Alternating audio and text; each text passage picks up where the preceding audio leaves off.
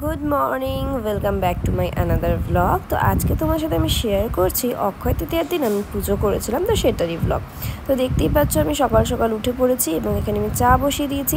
তো লাল চা বেসিক্যালি আমি খাই না, আমি দুধ চাই পছন্দ করি, বাট যেহেতু আজকে সাত সকালে উঠে পড়েছি তার জন্য ভাবলাম যে একটু লাল চাই খেয়ে নিই, আর গলাটাও একটু বসা ছিল। তো এখানে আমি আর আমার হাজব্যান্ডের জন্য দুজনের জন্য চা বানিয়ে নিয়েছি এবং আমার চাটা খেয়ে আমি রেডি হয়ে গেছি। এবং এখানে আমার স্টুডিওর অবস্থা দেখতেই পাচ্ছ, যেহেতু আগের দিন আমার কাজ ছিল, তো রাত করে কাজ শেষ হয়েছিল, তো আমি কিছু রেডি করে রাখতে পারিনি।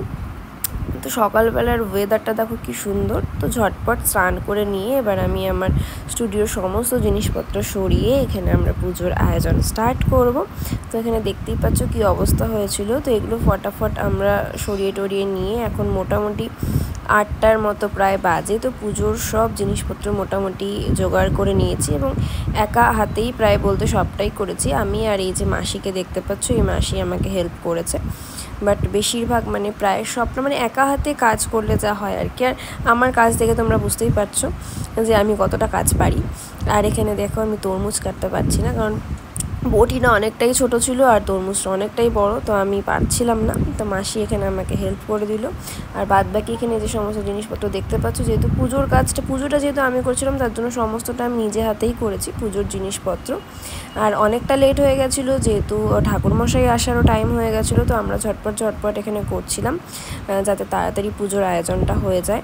এবং আবার ভোগেরও ব্যাপার ছিল, তো আমি মোটামুটি 2 বছর থেকে ভোগ দিয়েই পুজোটা করছি।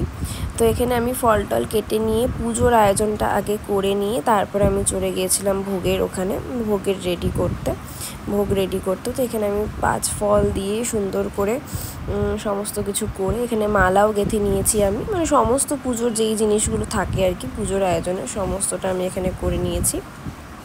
অ্যান্ড বটিটা দেখতে পাচ্ছ কতটা ছোট এবং ধারও ছিল না বটিটাতে, তো তার জন্য আমি কাটতে পারছিলাম না ঠিকঠাক। আর এখানে যে গণেশের মূর্তিটা দেখতে পাচ্ছ, যে আমার প্রতিবারই এই মূর্তিটা দিয়েই পুজো হয়।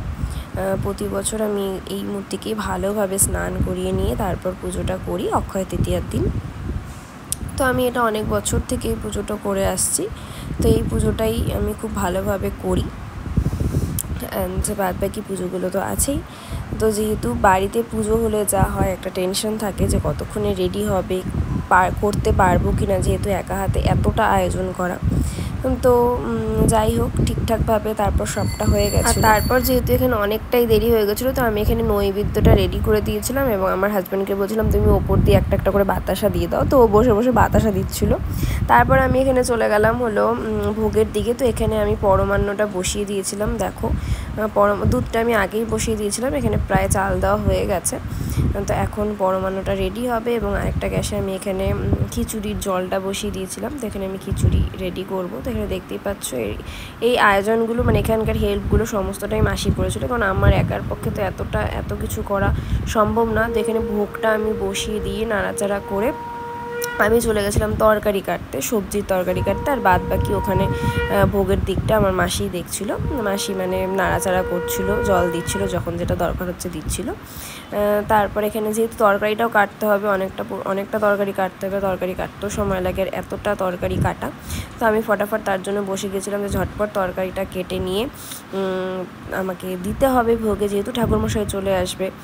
খিচুড়ি, দেন তরকারি, চাটনি, 5 রকম ভাজা, শাক, তো এত কিছু করতে অনেকটাই সময় লাগে।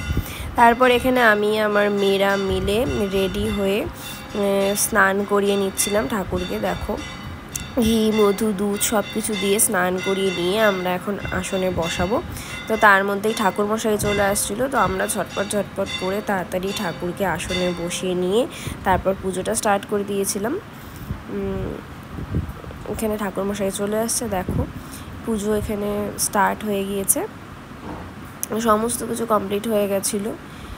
আর এখানে আমি যে প্রতিবার যজ্ঞ করি, তো এখানে আমাদের শেষে যজ্ঞটাও হচ্ছিলো। আমাদের পুজো শেষ হতে হতে মোটামুটি ওই 3টে 3:30 মতো হয়ে গেছিলো। তারপর আমরা সব কিছু এখানে ঠিকঠাক পরিষ্কার করে নিয়ে তারপর সবাই চলে আসছিলো। আমার বাহুগণ, আমি খুব বেশি কাউকে বলি না, যেহেতু ছোটো করেই পুজো করি, তো আমার বাহুগণদের তো বলতেই হবে, তো সবাইকে বলেছিলাম।